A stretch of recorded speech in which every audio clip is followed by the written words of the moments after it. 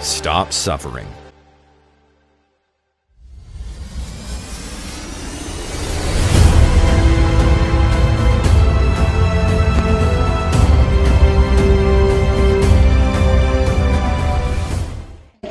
பதினாலாம் தேதி ஃபர்ஸ்ட் ஒரே குளிர்ச்சரமும் இரும்புலும் எனக்கு அதிகமா இருந்துச்சு. இரும்பி எனக்கு யூரின் வர ஆரம்பிச்சிச்சு.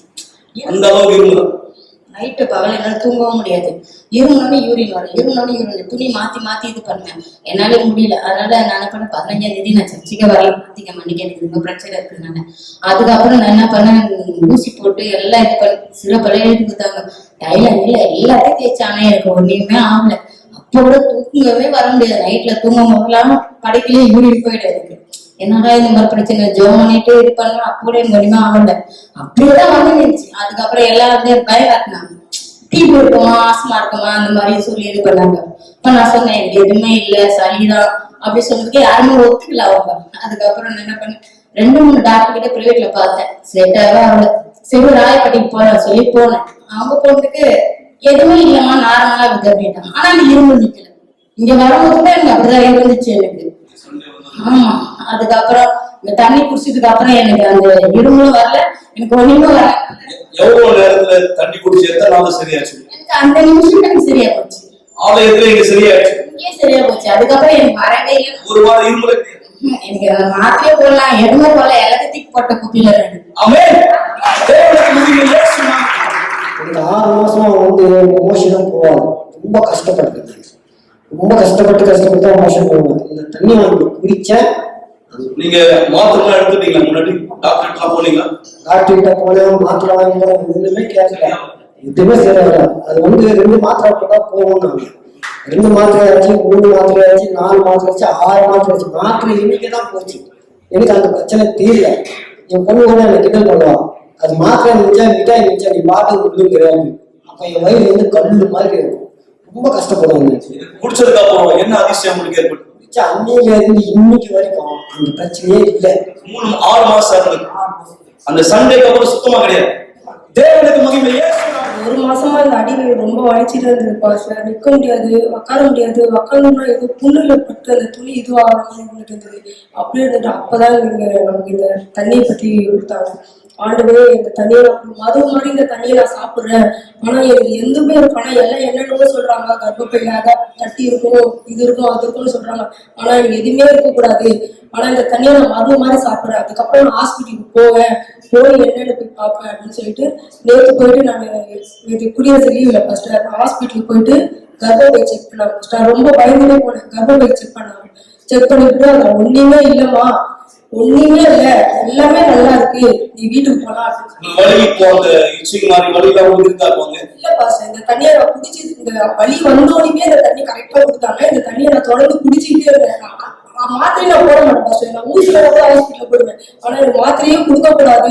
அந்த மாத்திரை மாதிரி இந்த சிறப்பை நான் குடிக்கிறேன். ஆண்டவரே எனக்கு குணமாக்குதல் தாரே, எனக்கு எந்த இதுவும் இருக்கக்கூடாதுன்னு போனேன். இது கர்ப்பப்பை செக் பண்ணாங்க, ஒண்ணுமே இல்லைன்னு சொல்லிட்டாங்க. எதுவுமே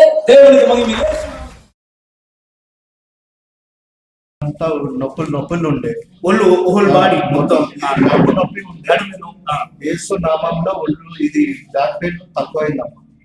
యేసు నామంలో ఈ యొక్క నొప్పి తక్కువ. ఏది మీ వాళ్ళు చేయలేదు, తిప్పలేరా ఉండలేరా, చేయండి, చేసి చూడండి. ఇప్పుడు మొత్తం ఇప్పుడు మంచిగా ఉన్నది. యేసు నామంలో తగ్గింది. ప్రార్థన చేసింది కదా.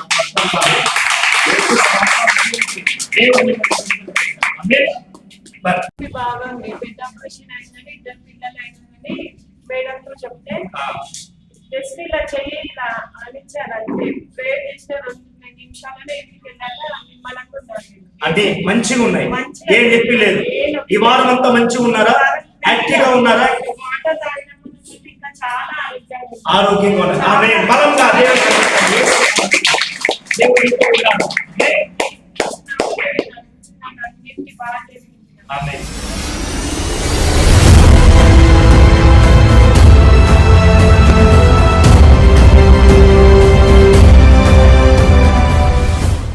இதுதான் சரியாக யூனிவர்சல் ஆலயத்தில் நடைபெற்றுக் கொண்டிருக்கிறது. ஆசீர்வதிக்கப்பட்ட ஜீவ தண்ணீரை வருகினவர்களுடைய சரீரத்துக்குள்ளே கர்த்தருடைய சக்தி வெளிப்பட்டதை நீங்கள் சாட்சியாய் பார்த்தீர்கள். வெறும் சென்னையிலே மாத்திரமல்ல மக்களே, ஹைதராபாத்தில் உள்ள நம்முடைய ஆலயத்தினுடைய சாட்சியும் நீங்கள் பார்த்தீர்கள். மும்பையிலே உள்ள ஆலயத்தின் முறைதான் நடைபெற்றுக் கொண்டிருக்கிறது.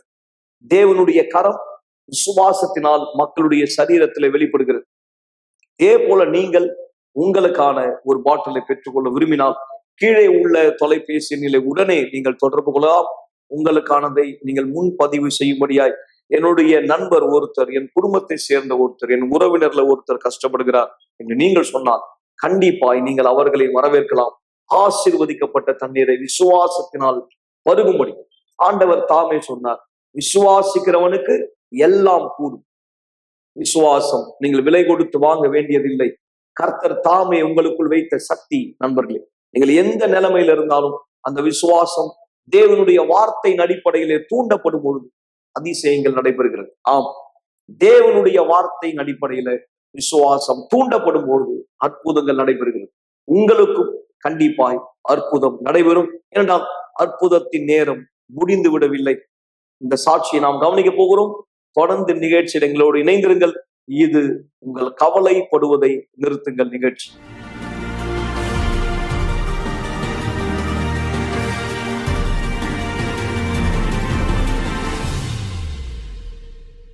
என்னுடைய பெயர் சூசன். நான் யூனிவர்சல் ஆலயத்துக்கு வர்றதுக்கு முன்னாடி என்னுடைய குடும்பம் அழிக்கப்பட்டதாக இருந்தது. கெட்ட பழக்கத்தினாலும் ஒருத்தர் நம்பாததுனாலும் சமயம் நான் கேலி செய்யப்படுவேன். நான் ஒரு ஆணை போல நடந்துக்கிறதுனால என்னுடைய கணவரை கூட நான் கட்டுப்படுத்த நினைச்சிருக்கேன். நான் என் கணவரோட சரிசமமாக நடந்துக்க நினைப்பேன். என் கணவர் குடிக்கிறாரா, சரி நானும் போய் குடிக்கிறேன் அப்படின்னு சொல்லி நான் குடிப்பேன்.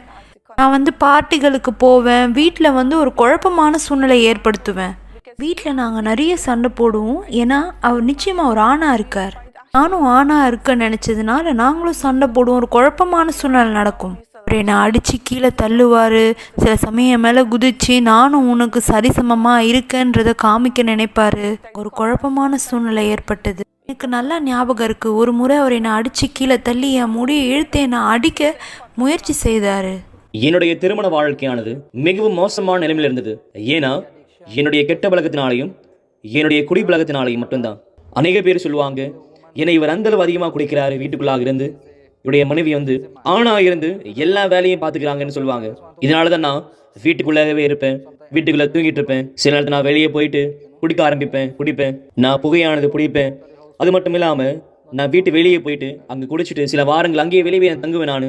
நான் வீட்டுக்கு திரும்பி வரமாட்டேன். என் மனைவி தான் வீட்டில் ஆணாக இருந்து எல்லா வேலையும் பார்த்துப்பாங்க. அதுதான் எங்கள் வீட்டுக்குள்ளாக அநேக பாதிப்பு கொண்டு வந்திருக்கு. எங்கள் வீட்டுக்குள்ளாக நாங்கள் 2 பேருமே கொலை பண்ணுற அளவு சண்டை போட்டுப்போம். சில நேரத்தில் எங்கள் பக்கத்து வீட்டுக்காரங்க எங்களை பார்த்து ஓடி போவாங்க. நாங்கள் நிறைய குடிச்சிருக்கோம், குடிக்கு நிறைய பணத்தை செலவழிச்சிருக்கோம். நிறைய நேரம் என்னுடைய கணவர் புகைப்பழக்கத்துக்கு அடிமையானவராக இருந்தார். இன்னும் பல காரியத்தில் செலவழித்தார். ஒரு நேரம் நாங்கள் உணர்ந்தோம், உண்மையாகவே இது ரொம்ப கடினமானதாக இருந்ததுன்னு. குடியிலையும் மற்றும் புகைப்பழக்கத்துலேயும் அதிக பணத்தை செலவழிச்சிட்டு இருந்தோம்.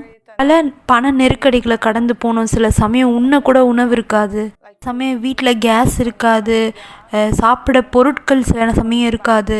உண்மையாகவே இந்த சூழ்நிலை ரொம்ப கடினமானதாக எங்களுக்கு இருந்தது. சில நேரத்தில் வீட்டில் சாப்பாடு இருக்காங்கன்னு நாங்கள் பார்க்க மாட்டோம். நாங்கள் வேலை செய்வோம். திங்கள்லேருந்து வெள்ளிக்கிழமை வர திங்கக்கிழமை எதுவும் இருக்காது, ஞாயிற்றுக்கிழமை எதுவும் இருக்காது.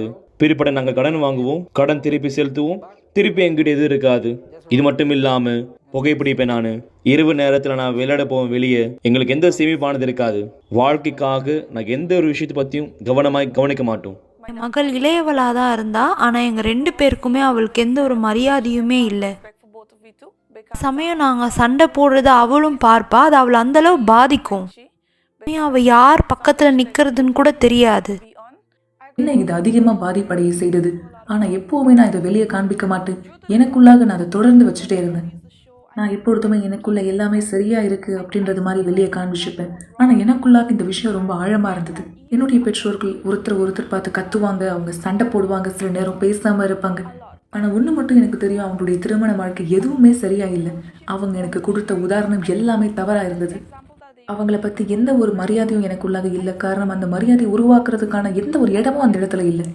எனக்குள்ளாக ஒரு விஷயத்துல மட்டும் நான் உறுதியா இருந்தேன். அவங்க எனக்கு நல்ல பெற்றோர்கள் கிடையாது. அவங்க 2 பேரும் சேர்ந்து பார்ட்டிக்கு போவாங்க. ஒரு பெண் குழந்தையா நானும் அவங்களோட போக வேண்டியதா இருந்தது. எனக்கு வேற எந்த வழியும் இல்லை. அவங்களோட போறது மட்டுமே என்னுடைய ஒரே வழியா ஒரு இருந்தது. பெற்றோரா என் மகளுக்கு வந்து நாங்கள் ஒரு கெட்ட உதாரணமாக தான் இருந்தோம். நாங்கள் வந்து பார்ட்டிக்கு போனோன்னா அவள் எங்கள் கூடயே தான் இருப்பா. ஏன்னா அவள் எங்களுக்கு ஒரே மகளாக இருந்தா. பார்த்துக்க யாருமே இல்லை. அதனால நாங்கள் அவளை எங்கள் கூடயே கூட்டிகிட்டு போயிடுவோம் அந்த இடத்துக்கு. ஒரு நாள் நாங்கள் அவளை எங்கள் கூடயே கூட்டிகிட்டு போனோம், நானும் என் கணவரும். நாங்கள் வந்து அங்கே குடிச்சிட்டு கொண்டாடிட்டு இருந்தோம். அவள் எங்களுக்காக அங்கே காத்து கொண்டு இருந்தா, எங்களை பார்த்துட்டு இருந்தா. ஒரு தாயாக நான் அவளுக்கு வந்து கெட்ட உதாரணமாக தான் இருந்தேன். அதை பார்த்து தான் அவள் வந்து எங்கள் கூட வளர ஆரம்பித்தா. டிவி ப்ரோக்ராமில் நான் சில சாட்சிகளை பார்த்துட்டு இருந்தேன். ஒரு குடும்ப உறுப்பினர் அங்கே சொல்லிட்டு இருந்தாரு, அங்கே போனால் மக்கள் ஆசிர்வதிக்கப்படுறாங்கன்னு. மக்கள் அங்கே ஆசிர்வதிக்கப்படுறாங்கன்னு சொன்னாங்க. அதனால நாங்கள் போக நினச்சேன். அங்கே போக முடிவெடுத்தேன். முதல்ல வந்து நான் எனக்கான தொடர் சங்கிலி ஜெபத்தை செஞ்சேன். இதே போல் இருக்க விரும்பல, நான் வித்தியாசமான நபராக இருக்க விரும்புகிறேன்னு நினச்சேன். முதல்ல விடுதலைக்காக போராடினேன். ஒவ்வொரு வெள்ளிக்கிழமையும் போனேன். போதகர் சொன்ன காரியங்களை நான் செயல்படுத்தினேன். ஞாயிற்றுக்கிழமைகளிலும் போவேன். என் குடும்பத்துக்காக ஜெபிப்பேன், ஆசிர்வதிப்பேன், தண்ணீரை ஆசிர்வதிப்பேன், எண்ணெயை கொண்டு போவேன். என் கணவருடைய தலையணையை அபிஷேகப்படுத்துவேன், அந்த சட்டையை வந்து பரிசுத்த தண்ணீரால் சுத்தப்படுத்துவேன். தேவன்கிட்ட சொன்னேன், தேவனே என்னை மாற்றுங்க, என் மூலமாக என் குடும்பத்துக்காக போராடும்படி. என்னுடைய கணவரை விட்டு நான் பிரிஞ்சு இருக்க விரும்பல நினைச்சேன். என்னுடைய மனைவி பல நேரத்தில் ஆலயத்துக்கு வரும்படியாக கேட்டிருந்தேன். ஆனால் நான் ஒருபொழுதும் தீர்மானம் எடுக்கல வரும்படியாக. சரி பரவாயில்ல, அடுத்த வாரம் போகலாம், இல்லை அடுத்த வாரம் போகலாம். நான் ஒருபொழுது போனது கிடையாது. ஆனால் ஒரு நாள் நான் தேவனோட தீர்மானம் செஞ்சேன். நான் ஆலயத்துக்கு போகும்பொழுது அநேக வித்தியாசங்களை பார்த்தேன். ஆனாலும் நான் வெளியே போன பிற்பாடு குடிப்பேன், புகைப்பிடிப்பேன். 2 மாதம் முடிஞ்சு போயிடுச்சு, 4 மாதம் முடிஞ்சு போயிடுச்சு. ஆனாலும் நான் வெளியே போயிட்டு ரகசியமா குடிச்சிட்டு இருந்தேன். நான் சிகரெட் பிடிக்கும் பொழுது அந்த புகையாளங்கிட்ட சொல்லும், ஏன் இதெல்லாம் நம்பிக்கிட்டு இருக்கு, நீ திருப்பி சிகரெட் குடிக்க ஆரம்பி. நான் அதே போல் நான் குடிப்பேன். ஆனால் நான் ஆலயத்துக்கு போயிட்டு இருந்தேன். அநேக சாட்சிகளை பார்த்துட்டு இருந்தேன். மக்களுடைய வாழ்க்கை மாறிடுச்சு. அவங்க கவனமா எடுத்துக்கிட்டாங்க எல்லா விஷயங்களுமே. என்னுடைய மனைவி வாழ்க்கைக்குள்ளாக பார்க்கும்பொழுது நிறைய விஷயத்தை அவ மாத்திக்கிட்டா. ஏன்னா இனிமேலும் அவ வந்து ஒரு ஆணா இல்ல, கோபப்படுறதை நிறுத்திட்டா, சண்டை போறது நிறுத்திட்டா, எந்த ஒரு தவறான விஷயத்தை செய்யல. உண்மையா சொல்லும் போது அவளுக்குள்ளாக நான் வித்தியாசத்தை பார்த்தேன். அப்போ அவளுடைய வாழ்க்கை மேலாக மாற்றமானது ஏற்படுதுன்னா அப்ப என் வாழ்க்கை மேலாக ஏற்படும். நான் உணர்ந்ததுனால நான் ஒரு படி எடுத்து வச்சு வந்தேன். என்னுடைய சொந்த வாழ்க்கையில நான் வித்தியாசத்தை பார்க்க தொடங்கிட்டேன். இப்படியாதான் வேலை செய்ய பார்த்து பிற்பாடு நான் மாற தொடங்கினேன். பிற்பாடு எல்லாமே சரியாகிறது. என்னுடைய குடும்பத்தார் கொஞ்சம் கொஞ்சமா மாறுறதை பார்க்க ஆரம்பிச்சேன். என்னுடைய அம்மா என்னிடத்துல என்னுடைய அப்பாவிடத்துல அன்பா பேச ஆரம்பிச்சாங்க. ஆலயத்துக்கு வந்த பிற்பாடு தான் எங்களுடைய எல்லா உறவுகளிலும் நல்ல உறவு முறை ஏற்பட ஆரம்பிச்சது. என்னுடைய அம்மா என்னிடத்துல அன்பா பேசுவாங்க. எங்களுக்குள்ளாக இனிமேலும் எந்த வாக்குவாதமும் இல்லை. ஏன்னா எங்களுடைய வாழ்க்கை மாற்றப்பட்டிருக்கு. ஆலயத்துக்கு வந்த பிற்பாடு எனக்கு அறிமுகப்படுத்தி வைத்தாங்க வாலிப குழு. அவங்க எல்லாருமே என்னை அன்பா ஏத்துக்கிட்டாங்க. அவங்க என்ன நியாயம் தீர்க்கல. அவங்க எல்லா நேரமும் தயாரா இருந்தாங்க என்னை வரவேற்பதற்கு. அந்த இடத்துல தான் நான் வித்தியாசமான ஒரு வாழ்க்கையை கண்டடைந்தேன். ஒரு முழுமையான வித்தியாசமான வாழ்க்கை அந்த இடத்துல எனக்கு கிடைச்சது. இன்னைக்கு என் முழு குடும்பமும் ஆசீர்வதிக்கப்பட்டிருக்கு. நாங்கள் விசுவாசத்தில் இருக்கோம், ஒரே விசுவாசத்தில் இணைஞ்சிருக்கோம். இனிமேலும் கோவப்படுற பிரச்சனை இல்லை. நான் என் கணவர் சொல்கிறத கேட்குறேன், புரிஞ்சுக்கிறேன். நான் மனைவியாக இருக்கேன், அவர் தான் தலைவராக இருக்காரு. என்னுடைய முழு குடும்பத்தாரும் ஆசீர்வதிக்கப்பட்டிருக்காங்க. நாங்கள் அனைவரும் ஒன்றா சேர்ந்து தேவனுக்கு ஊழியம் செய்துட்டு இருக்கோம். நான் இந்த இடத்துல வாலிப குழுல ஒன்னா சேர்ந்து வேலை செஞ்சுட்டு இருக்கேன். என்ன போல அல்லது என்னை விட மோசமான பிரச்சனையை கடந்து போற வாலிபர்களுக்கு உதவி செய்யும்படி நான் அந்த இடத்துல அவங்களோட இணைந்திருக்கேன். நான் அவங்களோட சேர்ந்து ஊழியத்துக்கு போவேன். அந்த இடத்துல வாலிபர்களை பார்த்தா அவங்களிடத்துல என்னுடைய சாட்சியை பகிர்ந்து சொல்லுவேன். தேவன் என்னுடைய முழு குடும்பத்தை ஆசீர்வதிச்சிருக்கிறார். இனிமேலும் எங்களுடைய பண வாழ்க்கையில எந்த ஒரு பிரச்சனையானது இல்லை. ஏன்னா நாங்க வியாபாரம் தொடங்கிட்டு இருக்கோம். எங்களுடைய வியாபாரமானது வளர்ந்துட்டு இருக்கு. அதே போல எங்களுக்கு தேவையானது எல்லாவற்றையும் நாங்க சந்திச்சுட்டு இருக்கோம். தேவன் எங்களுக்கு எல்லாமே கொடுத்திருக்கார். ஆனா இதை விட எல்லாவற்றுக்கும் மேலானது பரிசுத்த ஆவியானவர். இன்னைக்கு எங்களுக்குள்ளாக பரிசுத்த ஆவியானவர் இருக்கிறார். எங்களுக்கு தேவையானது எல்லாமே எங்களிடத்துல இருக்கு. ஏன்னா தேவன் கொடுக்கிற எல்லாவற்றுக்கும் மேலான ஒண்ணு பரிசுத்த ஆவியானவர். நானும் என்னுடைய மனைவியும் ஆலயத்துக்குள்ளாக துணைலரா இருக்கிறோம். நாங்க வெளியே போறோம், ஊழியமானது செய்யறோம், ஆத்துமாக்களை ரட்சிக்கிறோம். இன்னைக்கு நாங்க எங்களுடைய சாட்சிகளை சொல்றோம், லைவாவும் நீங்க பாக்குறீங்க. அதே போல நாங்க மக்களுக்கு வந்து கவுன்சிலிங் கொடுக்கிறோம், மக்களுக்கு கற்றுக் கொடுக்கிறோம். உங்களுக்காக தேவன் இருக்கிறார். உங்களுக்கான தீர்வானதற்கு இந்த சூழ்நிலை வெளிவரும்படி. ஏன்னா நாங்க அநேக காரியங்கள் கடந்து போயிருந்தோம் இதே சூழ்நிலையில. இன்னைக்கு நாங்க ஆசீர்வாதமாக இருக்கோம் ஒரு துணைலராக. எங்களுக்குள்ள புரிந்து கொள்ளுதல் இருக்கு. நாங்க ஒருத்தர் நேசிக்கிறோம். இனிமேலும் ஒருபோதும் தேவனின் குடும்பத்தின் திருமணத்தை பிரிக்கும்படி கேட்கல. கேட்கிறேன், என் திருமணத்தை ஒன்று சேர்த்து வைங்க.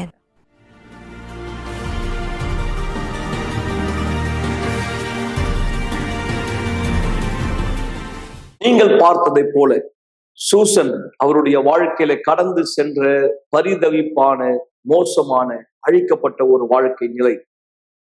இன்றைக்கு யார் உலகத்துல கஷ்டம் இல்லை என்று சொல்ல முடியும்?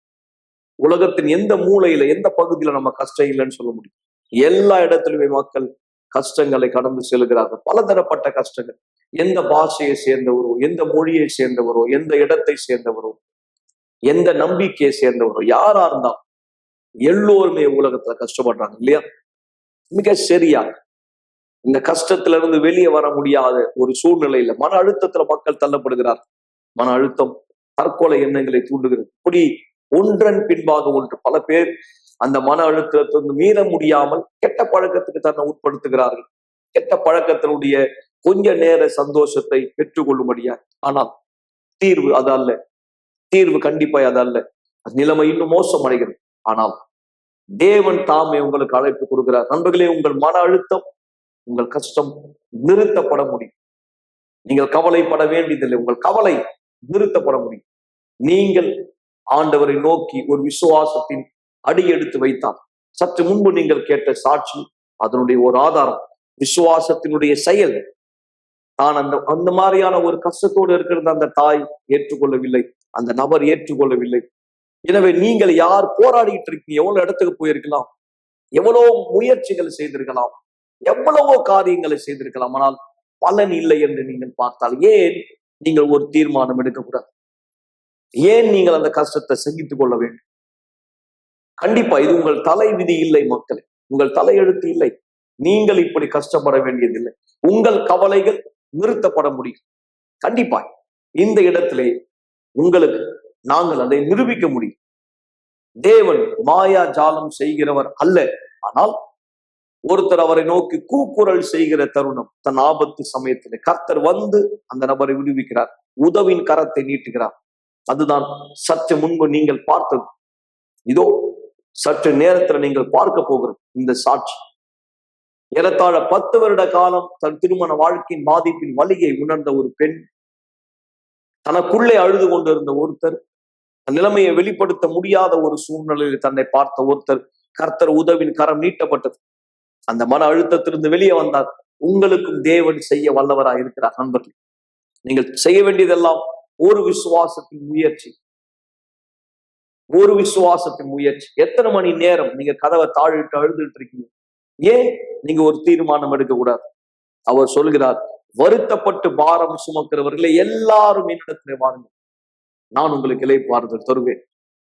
இந்த பெண்மணிக்கு இளைப்பாறுதலை கொடுத்த கர்த்தர் உங்களுக்கும் கண்டிப்பாய் கொடுக்க சக்தி உள்ளவர். உங்கள் கஷ்டம் நிச்சயமாய் நிறுத்தப்பட முடியும். வணக்கம், என் பேர் அமுல். என் வயசு 36.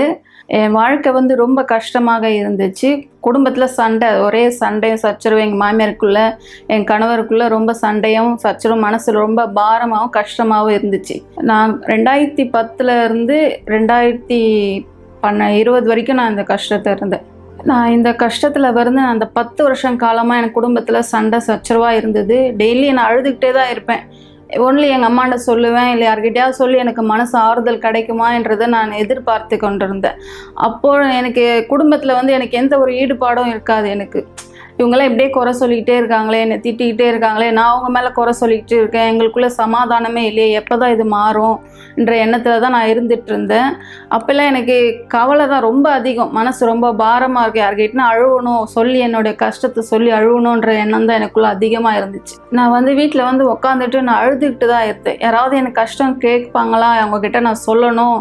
அவங்கக்கிட்ட இருந்து நான் பக்கத்து வீட்டில் அக்கத்து வீட்டிலலாம் போக மாட்டேன். ஏன்னா அவங்க எல்லாம் எனக்குள்ளே ஏதாவது எப்படின்னு சொல்கிறது, எங்கள் வீட்டுக்கார் போவாத, அக்கம் பக்கம் உட்காராதன்னு சொல்லிடுவார்.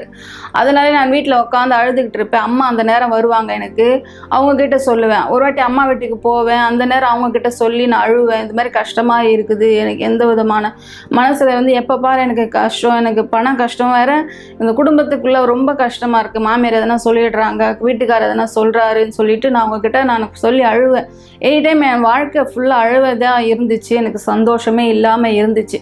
என் பிள்ளை குழந்தை பிறந்தும் போது கொண்டு எனக்கு அழகாக இருந்துச்சு என் வாழ்க்கை. சந்தோஷம் சிரிப்புன்ற வாழ்க்கையே எனக்கு என் வாழ்க்கையில் இல்லை. இந்த 10 வருஷ காலத்தில் எனக்கு இந்த அழுகையை தான் நான் கண்டுட்டு இருந்தேன். நான் வந்து இந்த கண்ணீரும் கஷ்டம் ரொம்ப அதிகமாக இருந்துச்சு. நான் அப்போ வந்து நான் ரொம்ப அழுதுகிட்டே இருந்தேன். என் வாழ்க்கை ரொம்ப அழிக்கப்பட்டதாகவே இருந்துச்சு. நான் அப்போ வந்து இந்த யூனிவர்சல் ஆலயத்திற்கு வந்துட்டு இருந்தேன். நான் இந்த யூனிவர்சல் ஆலயத்திற்கு வரும்போது நான் வந்து கற்றுக்கிட்டது வந்துன்னு பார்த்தீங்கன்னா, இங்கே வந்து ப்ரேயர் பண்ணுறது வித்தியாசமான ப்ரேயராக இருந்துச்சு எனக்குள்ளே. இது நான் வந்து இன்னொரு சர்ச்சில் இருந்து தான் நான் இங்கே வந்துட்டு இருந்தேன். நான் ஃபஸ்ட்டு எங்கள் அம்மா வீட்டு சர்ச்சில் போயிட்டு இருந்தேன். நான் அங்கேருந்து நான் இந்த சர்ச்சுக்கு வரும்போது வித்தியாசமான ப்ரேயராக இருந்துச்சு எனக்குள்ளே. ரொம்ப இது என்ன இப்படி வித்தியாசமாக இருக்குன்னு முதல்ல எனக்கு ரொம்ப ஈடுபாடே கிடையாது. எனக்கு இது ஒரு மாதிரி இருக்கே, இந்த மாதிரி சர்ச்சில் இது மாதிரிலாம் இருக்கே அப்படின்ற ஒரு யோசனையிலேயே நான் ஃபஸ்ட்டில் இருந்துகிட்டே இருந்தேன். இந்த கல்யாணம் ஆகிட்டு இந்த ஒரு வருஷ காலம் எனக்குள்ளே எந்த வித ஈடுபாடும் இல்லை. இந்த சர்ச்சுக்கு எனக்கு என் சம்மந்தமே இல்லாத மாதிரி நான் இருந்துட்டு இருந்தேன். அதுக்கப்புறம் தான் நான் முன்னோக்கி போயிடலாம். அப்புறம் நான் யோசிச்சுட்டு இருந்தேன், எனக்கு என்ன இப்படியே இருந்துட்டுருக்கேன், என் வாழ்க்கையில் ஒரு மாற்றமும் இல்லையே, நான் என்ன பண்ணுறதுன்னு தெரியாமல் இருக்கும் போது எனக்கு அங்கே இருக்கிற அசிஸ்டண்ட்லாம் எனக்கு வந்து கொஞ்சம் ஹெல்ப் பண்ணாங்க. இது மாதிரி செய்யுங்க, இது மாதிரி பண்ணுங்க, இது மாதிரி நடந்துக்கோங்க, இது மாதிரி தேவனிடத்தில் நெருங்கி வாங்கன்னு சொன்னாங்க. நான் அப்போ தான் அதற்குண்டான முயற்சிகள் நான் செஞ்சேன். நான் வந்து இந்த சர்ச்சில் ஒரு வருஷ காலம் நான் இப்படியே தான் இருந்துட்டு இருந்தேன். அதுக்கப்புறம் நான் இந்த தொடர் சங்கிலி ஜெபம் வாரத்தில் 3 நாள் ப்ரேயரில் கலந்துக்காங்கன்னு இப்படி நாங்கள் சொல்லும் போது நான் அதை தொடர்ந்து கடைப்பிடிக்க ஆரம்பித்தேன். அப்போ நான் வந்து எனக்குள்ள வித்தியாசத்தை நான் ஏற்படுறதை நான் பார்த்தேன். என்ன இப்போ எனக்கு என் மனசில் இப்போ ரொம்ப நிம்மதியாக இருக்குது, சந்தோஷமாக இருக்குது, எனக்கு எந்த விதமான கஷ்டமும் தெரியல, எனக்கு ரொம்ப சந்தோஷமாக இருக்குதுன்னு எனக்குள்ளாக நான் உணர்ந்த போது அதிலிருந்து எங்கள் குடும்பத்தில் எந்த விதமான பிரச்சனைகளும் குறைய ஆரம்பிச்சும் போது நான் ரொம்ப சந்தோஷப்பட்டேன். அப்போ நான் ரொம்ப சந்தோஷமாக, எந்த பிரச்சனையும் இல்லையே, மாமியார்கிட்டையும் நல்லா இருக்கிறேன், கணவர்கிட்டையும் நான் நல்லா பேசுகிறேன் பழகிறேன்ற போது எனக்குள்ளே ரொம்ப சந்தோஷமாக இருந்தது. நான் அப்போ வந்து நான் வாரத்தில் 3 நாள் நான் தொடர்ந்து கலந்துக்கணுன்றதை நான் அப்போ வந்து கலந்துக்கணும்னு உறுதிப்படுத்திக்கிட்டேன். அதே மாதிரி நான் தொடர்ந்து வர ஆரம்பித்தேன் சர்ச்சுக்கு. அதுக்கப்புறம் தொடர் சங்கிலி ஜெபத்தில் கலந்துக்கிட்டேன். அப்புறம் தானியல் உபவாசம் வந்தது. அப்போ நான் அதை கலந்துக்கணும், எனக்குள்ளே ஒரு ஆர்வம் வந்துச்சு. நான் தானியல் உபவாசத்தில் நான் கலந்து தேவனுடைய ஆவியை நான் பெற்றுக்கொள்ளணுன்ற ஒரு தீர்மானம் எனக்குள்ளாக வந்தது. அப்போ நான் என்ன பண்ணேன், அந்த தானியல் உபவாசத்துலேருந்து நான் கலந்துக்கிட்டும் போது முதலாவது என் மனதில் என் இருதயத்தில் என்ன உணர்ச்சிகள் இருக்கிறதோ, என்ன கசப்பான உணர்ச்சிகள் அதிலேருந்து நம்ம எடுக்கணுன்றதை நான் தீர்மானிச்சுக்கிட்டேன். அவங்க வந்து சொல்கிற அந்த வார்த்தைகளை வந்து நான் தொடர்ந்து கடைப்பிடிச்சேன். பாஸ்டர் சொன்ன ஒவ்வொரு வார்த்தையும் நான் கடைப்பிடிச்சேன். அப்போ எனக்குள்ளாக நான் யோசித்தேன், எனக்குள்ளாக என்ன இருக்குது, எனக்குள்ளே கோபம் இருக்குது, எரிச்சல் இருக்குது, மற்றவர்களிடம் சண்டை போடுற மன்னிக்க முடியாத எண்ணத்தில் இதெல்லாம் இருந்துச்சு, என்கிட்ட இருந்துச்சுன்றதை நான் உணர்ந்தேன். அப்போ நான் வந்து தானியல் உபவாசத்தில் அப்போ சொல்லும் போது, உங்கள் மனதில் என்ன கெட்ட எண்ணங்கள் எதுவாக இருந்தாலும் தேவனிடத்தில் அர்ப்பணிங்கன்னு சொன்னாங்க. அப்போ நான் இதெல்லாம் அர்ப்பணித்தேன். இந்த கோபம், சண்டை போடுற எண்ணம், கோபம், எரிச்சல், இந்த பொறாமையான எண்ணம், மன்னிக்க முடியாத எண்ணம் இதெல்லாம் இருந்துச்சு. நான் அப்போது அந்த நேரம் நான் ப்ரேயர் பண்ணும்போது தேவனிடத்தில் நான் முழுமையாக அர்ப்பணிக்கும் போது எனக்குள்ளாக பல மாற்றங்களை, குடும்பத்திற்குள்ளாக பல மாற்றங்களை நான் அடையதை நான் உணர்ந்தேன். வீட்டுக்குள்ளே போகும்போது எனி டைம் கோபமாகவே நான் போவேன், எரிச்சலாகவே இருக்கும். ஏதாவது ஒருத்தர் வார்த்தை சொல்லிட்டாங்கன்னா அதை என்னால் ஏற்றுக்க முடியாது, அவங்கக்கிட்ட எப்படியாவது சண்டை போடுவேன் நான். அப்படியெல்லாம் இருக்கும் போது இப்போ என்னிடத்துல புது மாற்றத்தை நான் பார்க்குறேன். அப்போ நான் வந்து அந்த தானியல் உபவாசத்தில் கலந்துக்கிட்ட போது ஒவ்வொரு நாளும் வித்தியாசம் ஏற்பட ஆரம்பிச்சது. அதை நோக்கி நான் முன்னோக்கி போயிருந்தேன்.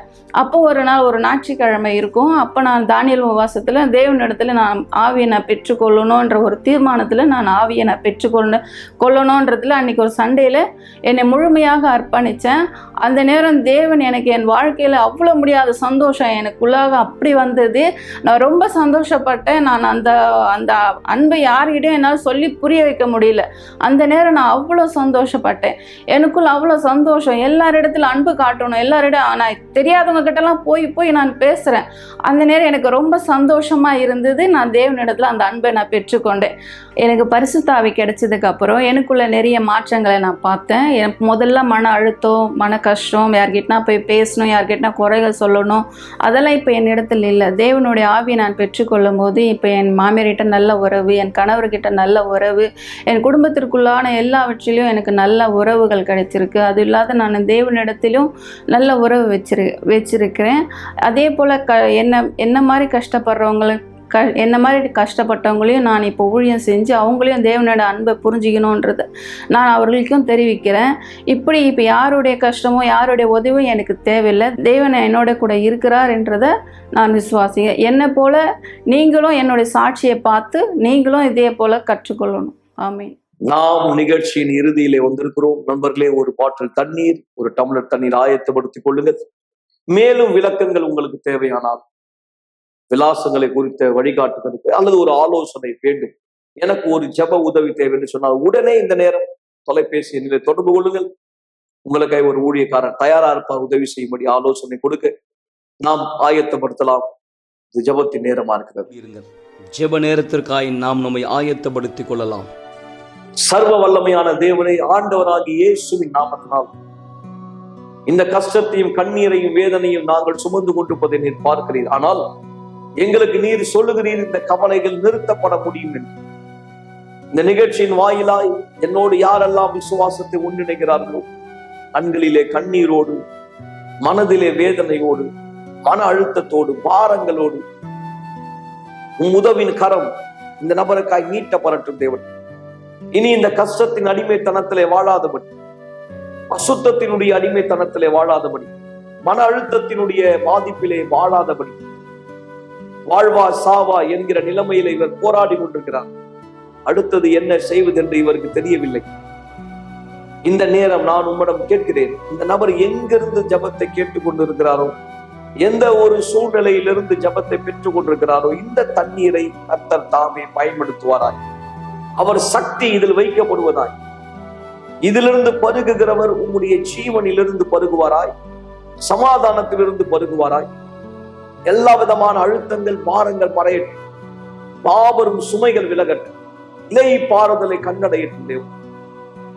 சென்னையின் எந்த பகுதியிலே, தமிழ்நாட்டின் எந்த பகுதியிலே, இந்தியாவின் எந்த மாநிலத்திலிருந்து இவர் இந்த வார்த்தையை கேட்டுக் கொண்டிருந்தால், ஒருவேளை நான் பேசுகிற இந்த மொழி இவருக்கு புரியாவிட்டாலும் கூட மீது உள்ள விசுவாசத்தினால் ஒரு அற்புதம் இவருக்கு நடைபெறும்.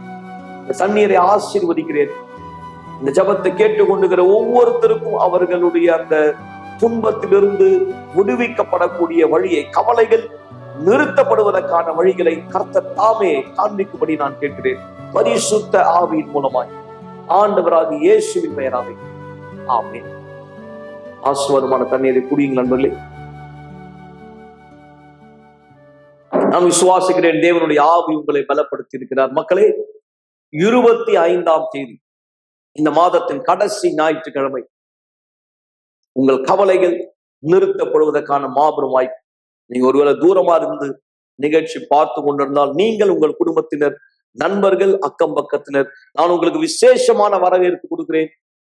இந்த வெள்ளிக்கிழமை இரவு நீங்கள் அடுத்த ஞாயிற்றுக்கிழமை, அதாவது 25ஆம் தேதி எங்கள் சிறப்பு விருந்தினராய் மாறும்படி கண்டிப்பாய் நீங்கள் எந்த சூழ்நிலை கடந்து சென்றாலும் சரி, உங்கள் கவலைகள் நிறுத்தப்பட முடியும், உங்கள் சூழ்நிலைகள் மாற்றமடைய முடியும்.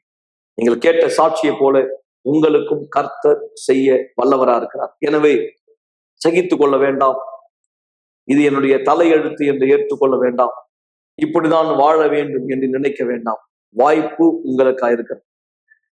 ஒருவேளை பல கடினங்களை நீங்கள் சந்திக்கலாம் வர, ஆனால் கூடாதது இல்லை. தீர்மானியுங்கள். தேவன் சக்தி உங்களுக்கு வெளிப்படும்படி நாளை இரவு உங்கள் அனைவரும் இந்த நிகழ்ச்சியில் சந்திக்கும் வரை சென்று வாருங்கள் நண்பர். பரலோக பிதாவே, என் நம்பிக்கை நீரே, நான் வேறு யாரை நம்புவேன் இங்கே?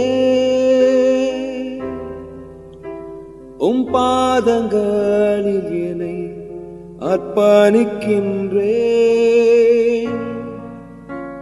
என் மீதிறங்கி என்னை மன்னியும். வெண்கதிரவன் ஒளி என் கண்ணில் இல்லை, வன்னில ஒளி என்னை தழுவவில்லை. ஆனாலும் வார்த்தை கேட்டு யாவும் பணியுமே. நானும் இதோ இங்கே வருகின்றேன். என் இதயத்தை நான் தருகின்றேன். ஆராதனை என் தேவனே, என் கண்களை